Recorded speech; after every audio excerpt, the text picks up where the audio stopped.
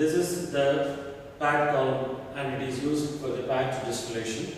And this particular batch distillation is used to separate the two components, and the required component can be separated for the required concentration. These particular packings we use these packings in the batch distillation column as the ratchet rings and pearl saddles and ball rings, and this material of construction of this particular rings are either you can use the plastics or ceramics or metal or a glass. Here we are using the glass bits for the as the packings.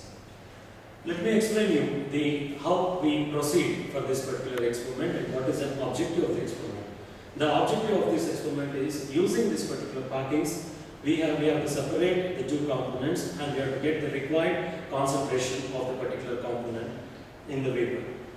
So in this process, we use the HETP method. The HETP method is called as height equivalent to theoretical plate method. That is nothing but how much the height of these packings are required are equivalent to the number of trays we use, such that we will be getting the required concentration of the required component. So this method is a purely an experimental method, and various scientists, what they have done is, they have done the different experiments and they have developed some empirical correlations. But these empirical correlations or empirical equations are used only for the particular purpose or a practical application and not for the generalization. For generalization purpose, we use a method called the transfer unit methods. That transfer unit methods is a generalized method, and that is ZTU is equal to HTU into NTU.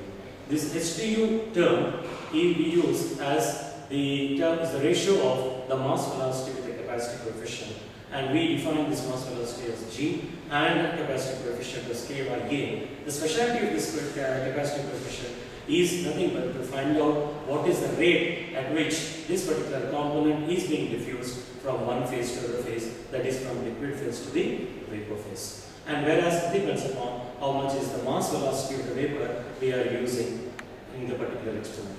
And the next one is the M.T.O process. That is nothing but this particular column is divided into the number of parts, and each part we analyze it thoroughly that how this particular diffusion is happening in this particular the compartment.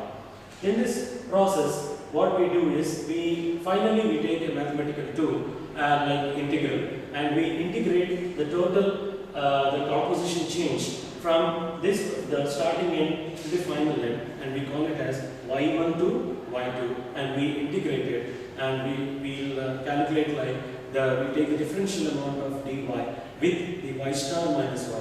That y star minus y is nothing but the driving force for the particular component to diffuse from one phase to the other phase. This is the prime objective, and this is for what we are doing this batch distillation column. Thank you.